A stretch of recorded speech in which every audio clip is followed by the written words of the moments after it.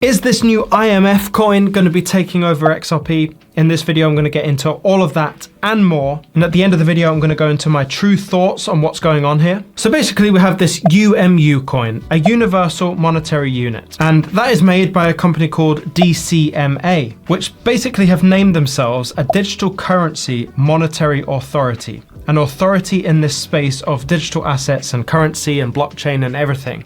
That's a pretty big name for what is actually the reality. And people have been talking about it being the IMF token. And I want to get to the bottom of that first of all. We're going to go into all the other kinds of stuff as well.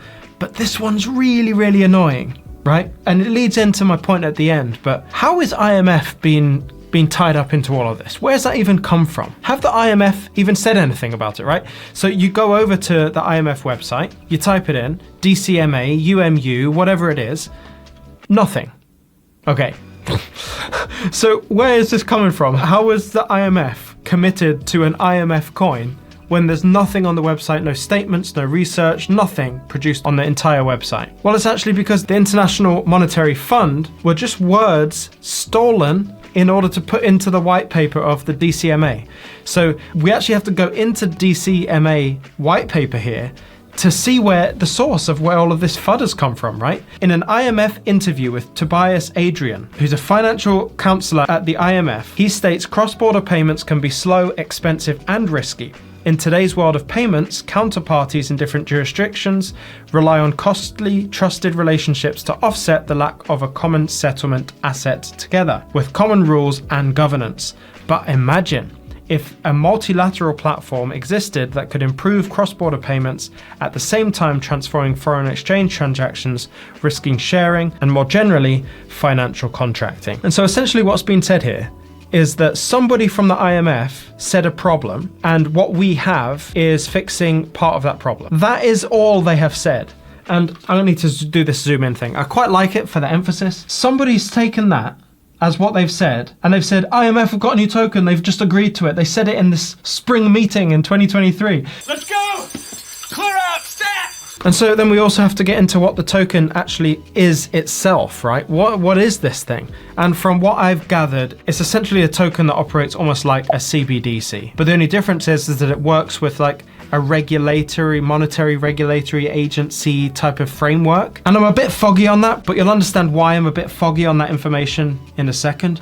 Mostly because it doesn't even really matter. So actually, I was gonna do this at the end, but I'm gonna do it right now. So over time, I've just increased my knowledge in this space and how deals are made, right? And how sometimes you get the attention of people that maybe you shouldn't be getting the attention of. But there's one strategy that DCMA have used, which I think is actually really, really smart here. Because what they have essentially is a horrendous website that I could have made on Dreamweaver in 2004 at school with no experience. Their website is terrible, and I'm sure they know that. Please look at the website. Go over to dcma.io. Have a look at the website. I'm showing it on the screen here. Do you really think the IMF are going to work with these guys? Look at this website. They don't work with companies at this level. This website is horrific. I know the website is just like, don't judge a book by its cover, but if you're going to be working with the IMF, shouldn't the website be at least decent? Shouldn't all the letters be seen over the image in the background? I mean, this is elementary stuff. And this is just one reason why the IMF, apart from the fact that they've never even mentioned it on their own website, they're not going to be working with companies that are operating like this. This is just not going to happen. Let's use common sense, please. Sorry if I'm getting a bit angry. But sometimes it's like, just dig a little bit and have a look. Do you really think? Like, use your common sense, use your intuition. Don't get carried away when people start making crazy headlines about an IMF coin. Actually try and figure it out and you'll just find the answer. And you too will get frustrated. This is also like the 5th time I've tried to record this video because I felt like every time I've done it, I've got a bit too riled up, like too angry. And I don't want to be angry because sometimes people are really busy. They've got stuff to do, they see a headline, it makes them worry because, you know, you're invested in this space and this isn't what you expected. But what's happened here is a really super smart strategy.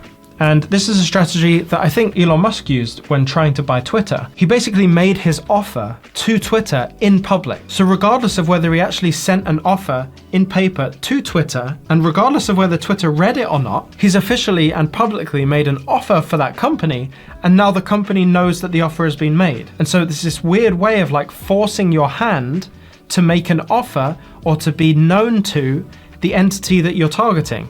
And I think this is what's happened here. The guy who runs DCMA is called Daryl Hubbard. I don't know, this is kind of conspiratorial, but it would make sense if you're DCMA and you had not really much exposure to the world, you've not really managed to get onto the mainstream or anything like that, or maybe you're a brand new token.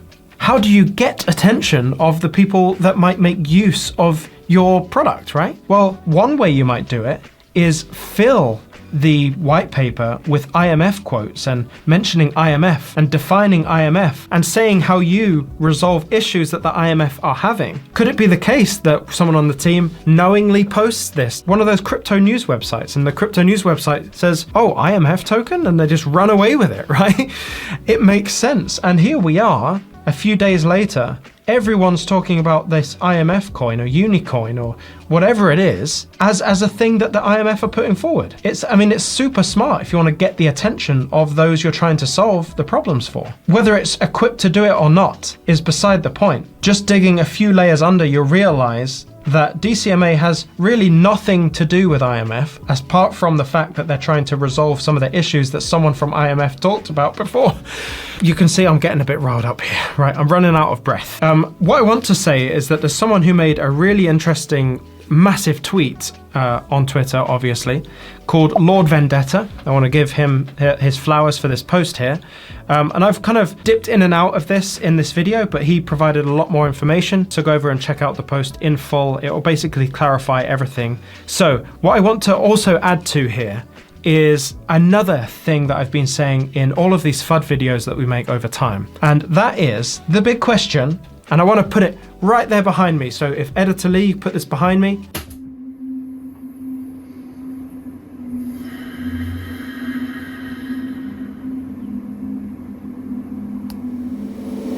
How does it settle funds? We always have to be asking that question because we know that the ultimate settlement token is either XRP or XLM in different situations. And so when these new technologies come out, when CBDCs come out, we have to always be asking, if we're starting to get that worry, that in our hearts, what is settling the payment? What is actually settling? So I took that mentality and I took it into the white paper. And they talk about settlement on page 9, and I want to just read this out. I'll quote and put it below here. This solution is ideal for single currency assets and single ledger technology. However, banking is far more sophisticated and needs to be able to support multiple settlement currencies and several asset and liability ledgers. Hence, DCMA has adopted the account model for the Unicoin UMU CBDC. So UMU is a CBDC, and what we can also gather from this is that it needs to be able to support multiple settlement currencies. So right there, the idea that this currency can settle payments is false, right? If you've heard that, and if you were worried about XRP being taken over by this UMU CBDC, it cannot be, because it is there to also facilitate settlement tokens underneath it, right?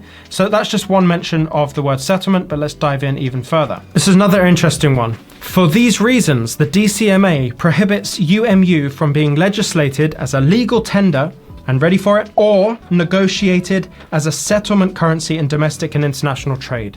UMU can only be used as a payment currency. So again, just displaying that this UMU is a CBDC essentially. It cannot settle payments. Yes, it might be there to kind of plug on top for all of the CBDCs to work, or maybe just between banks to banks, central banks to central banks.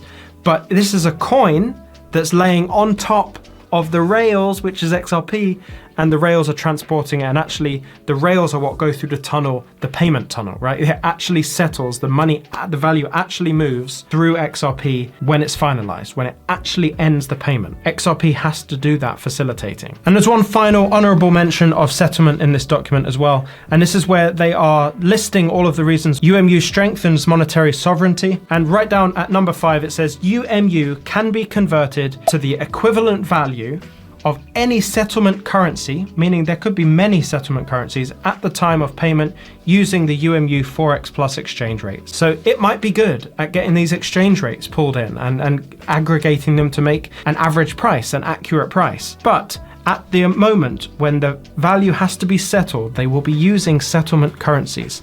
So in my opinion, based on what I've seen in this documentation, there is absolutely nothing to worry about. This is essentially a CBDC. And more than that, this is yet again another piece of FUD that is in fact not negative, but could potentially be very positive for the price of XRP. So let me know if you think this is a real strategy that DCMA have actually implemented, where they've kind of just got the IMF's attention, maybe even not, but they've done their best to get the attention of the IMF without actually having any affiliation.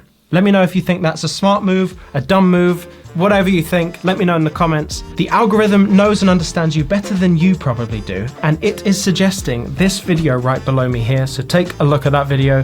I'm sure you'll love it. Stay emotionless in this crazy FUD market, and I'll see you in the next one.